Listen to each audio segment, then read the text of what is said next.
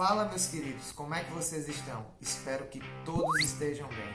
No vídeo de hoje falaremos sobre densidade e o conceito de malha. Aliás, eu aproveito a oportunidade para te fazer a seguinte pergunta: você sabe como calcular a densidade dos tecidos de malha? Bom, primeiramente você precisa entender o conceito de malha e depois você será capaz de calcular a densidade. Sem mais e sem enrolação, logo após a vinheta você vai entender rapidinho. Vem comigo!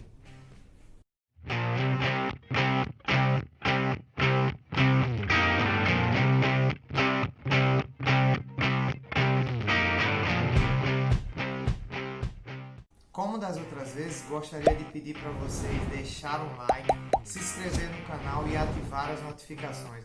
Você não imagina como uma ação tão simples me ajuda tanto a continuar produzindo esse tipo de conteúdo. Obrigado, hein, pessoal? O que vem a ser malha?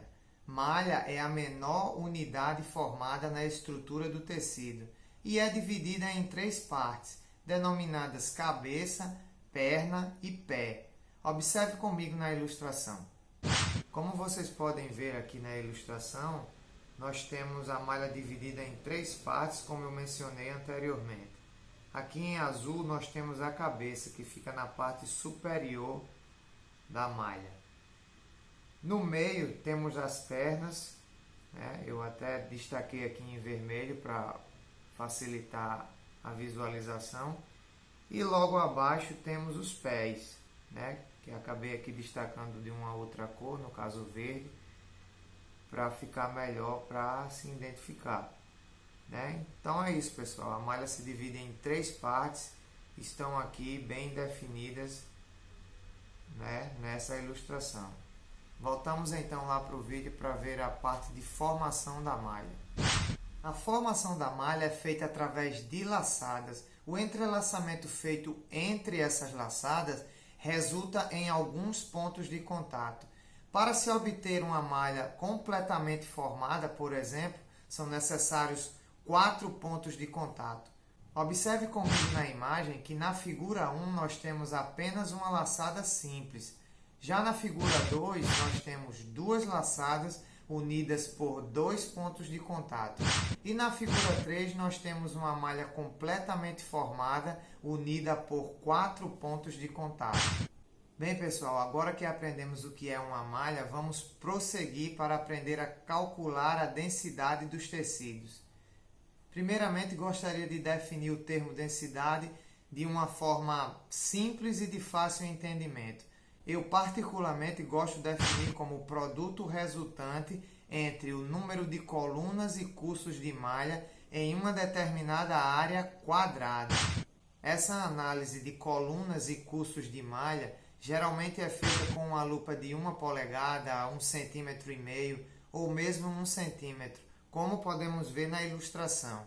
Para a contagem, normalmente utilizamos um estilete ou uma ferramenta pontiaguda que possa facilitar a contabilização dos dados. Vamos ver através de ilustrações como esse procedimento ocorre na prática.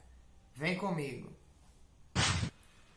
Vamos iniciar então a análise da densidade da nossa amostra aqui. Bem, pessoal, como vocês podem ver, aqui nós temos uma amostra real, né, com as colunas e as malhas ou custos bem identificadas, né, o posicionamento no caso. Lembrando que essa área aqui é uma área de 1 centímetro quadrado, que eu ampliei utilizando essa lupa aqui, né, uma lupa de 1 centímetro. E para fazer a contagem eu utilizei esse estilete aqui, ou explorador, como alguns gostam de chamar. Vamos para a nossa próxima ilustração, onde eu fiz a marcação aqui na cor amarela das malhas encontradas. No caso, na contagem aqui eu encontrei 15 malhas, né, em 1 centímetro e encontrei 10 colunas.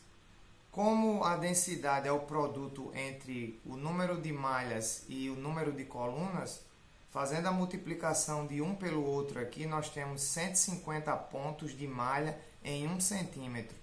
Essa, no caso, é a densidade desse tecido, né, dessa amostra. Lembrando que é recomendável que seja feita uma média, né, de medições. Você pode medir aí no mínimo 5 vezes a contagem, né, de malhas e de colunas, para que se possa ter mais precisão no resultado final.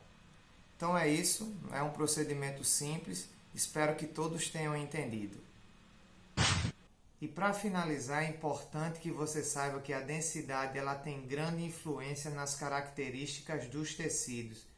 Gramatura, elasticidade e permeabilidade são algumas, por exemplo. Além disso, outros fatores como a galga do TA, o título do fio, malhas por centímetro também são fatores determinantes para o resultado final. Bem pessoal, e por hoje finalizamos por aqui. Espero que mais uma vez esse conteúdo tenha sido útil para você. Se puder, como sempre falo, compartilha com um amigo, dessa forma você ajuda outras pessoas e continua me ajudando a produzir conteúdo relevante para os profissionais da área de malharia. Sem mais, eu sou o Rodrigues e esse é o Malharia de Urdume na Prática.